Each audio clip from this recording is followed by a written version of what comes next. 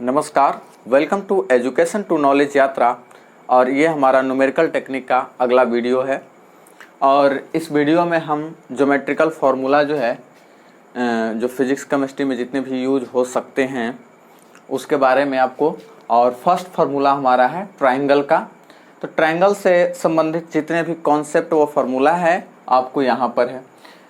सबसे पहला है sum of all interior angles 180 degree होता है, आपको सबसे पहले ये पता होगा, यानी x + y + z = 180 degree. Area of triangle आपको होता है half into base into height, ये भी पहले से पता होगा। Area of triangle by Heron's formula a = √s into s - a into s - b into s - c, where s जो है सेमी परमीटर है। और अगला कंसेप्ट की अगर बात करें तो ये हमारा एक्सटीरियर एंगल का कॉन्सेप्ट है, मतलब कि एक्सटीरियर एंगल जो होता है वो सम ऑफ 2 इंटीरियर एंगल होता है, लेकिन वो फ्रंट में होना चाहिए, ये यानी θ = α + β। और ई जो है हमारा, इसमें जो दो ट्रायंगल है, दो ट्रायंगल का बेसिकली जो सिमिलरिटी का जो आपको कसौटी है, सिमिलरिटी का जो कंडीशन है वो है आपको। और इसमें सिमिलर ट्रायंगल का सारा जो को करस्पॉन्ड एंगल होता है वो सब इक्वल होता है, मीन्स डेल्टा तो डेल्टा, अल्फा तो अल्फा, बीटा तो बीटा, लेकिन उसका जो आपको साइड्स है वो रेशनल होता है। और जब उसका रेशियो यानी करस्पॉन्ड साइड का रेशियो 1 हो तो उसको कहते हैं कॉन्ग्रेंट ट्रायंगल। कॉन्ग्रेंट ट्रायंगल मतलब एंगल भी बराबर और उसका साइड्स भी बराबर। तो एंगल और साइड्स बराबर होगा तो उसको कॉन्ग्रेंट ट्रायंगल बोलते हैं। नेक्स्ट आते हैं हम ट्रापेजियम के कॉन्सेप्ट पर, तब तक इसको आप नोट डाउन कर सकते हैं। तो ये है हमारा ट्रापेजियम।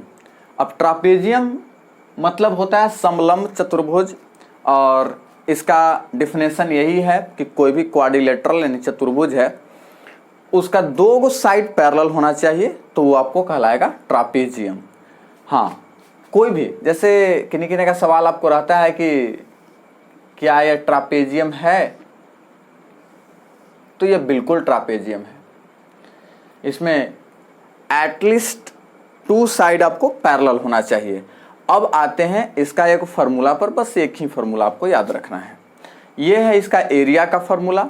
तो इसका जब एरिया निकालेंगे तो इसका फार्मूला होता है half into sum of parallel side into perpendicular distance between them, यानी कि पैरेलल साइड कौन हो गया, ए और बी हो गया, दोनों का सम कर दिया, और perpendicular distance between both sides becomes h।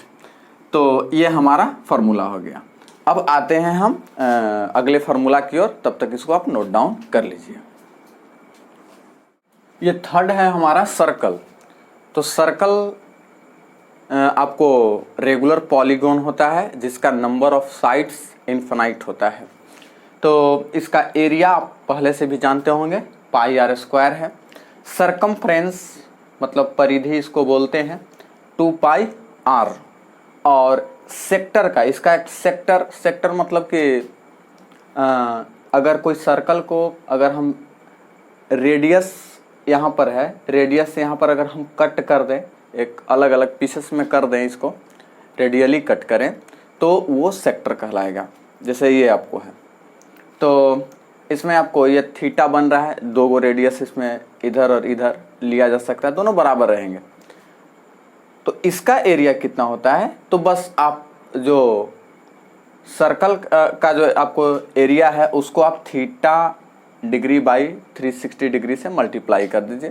Theta आपको एंगल हो जाएगा πr², ये आपको। और जो हमारा आर्क का लेंथ है उसको आप, सरकमफ्रेंस का पार्ट है तो इसको भी आप θ/360 डिग्री से आप मल्टीप्लाई कर दीजिए, यानी θ/360 डिग्री इंटू 2πr। और ये हमारा सेगमेंट जो है, सेगमेंट का फॉर्मूला याद रखिएगा। सेगमेंट क्या होता है, जब हम लोग रेडियली कट नहीं करते हैं, हम लोग ऐसे जब कट करते हैं सीधा सीधा, तो ये जो टुकड़ा हुआ इसको कहते हैं सेगमेंट या वृत्तखंड, इसको बोला जाता है। छोटा वाला को ऐसे स्मॉल सेक्टर, बड़ा वाला को लार्ज सेक्टर, मतलब कि लघु खंड और दीर्घ खंड बोलते हैं ऐसे। तो इसका एरिया आपको होता है r²/2 into pi theta degree upon 180 degree minus sine theta degree, ये आपको है। चलिए फटाफट इसको नोट डाउन कर लीजिए। तो अगला है हमारा इलिप्स यानी दीर्घवृत्त। दीर्घवृत्त आप देख रहे हैं किस शेप का आपका होता है, मतलब सर्कल जैसा ही होता है लेकिन थोड़ा सा दबा हुआ रहता है एक साइड से कोई।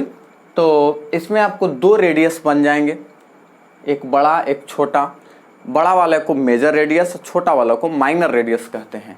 अब इसका एरिया हो जाएगा पाई r1 इंटू r2, पाई r1 इंटू r2। और सर्कल के केस में ही r1 r2 एक हो जाता है, मतलब अगर r हो जाएगा तो r इंटू r यानी पाई r² हो जाता है।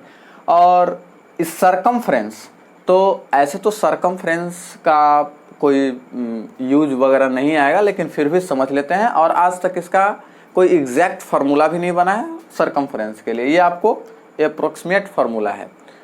तो c इक्वल टू लगभग इक्वल टू या फिर अप्रोक्सीमेटली इक्वल टू, इसको पढ़ते हैं 2 पाई रूट ओवर r1 का स्क्वायर प्लस r2 का स्क्वायर अपॉन 2। तो ये हमारा हो गया इलिप्स का फार्मूला। अब आते हैं अब सॉलिड जो ऑब्जेक्ट है उस पर, इसको नोट डाउन कर लीजिए।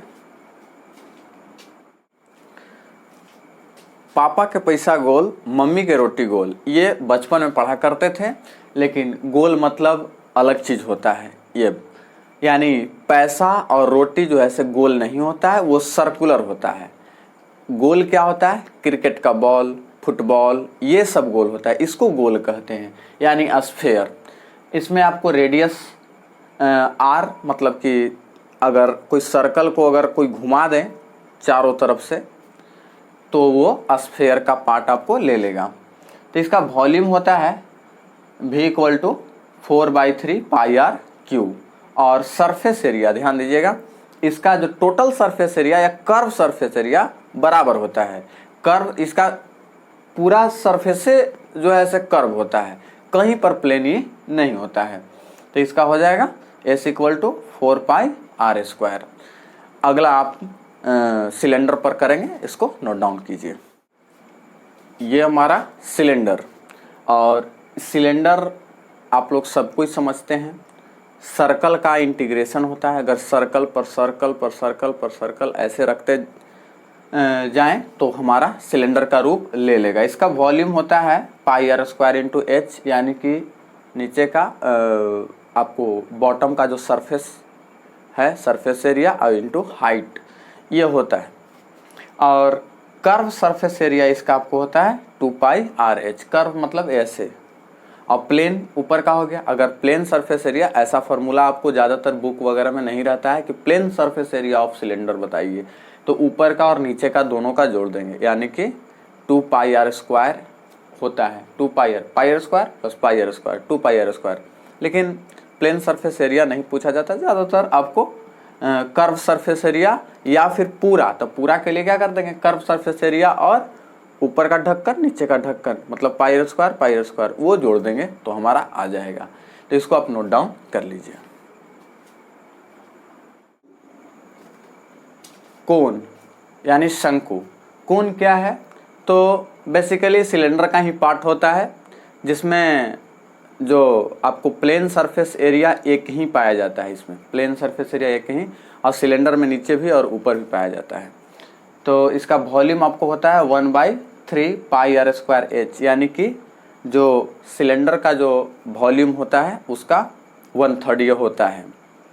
और कर्व सरफेस एरिया होता है पाई RL। L जो है से स्लेंट हाइट इसको बोलते हैं, और ये हाइट है, ये रेडियस है। स्लेंट हाइट का एक और नाम है जो ज़्यादातर प्रयोग नहीं होता है, उसको कहते हैं जनरेटर।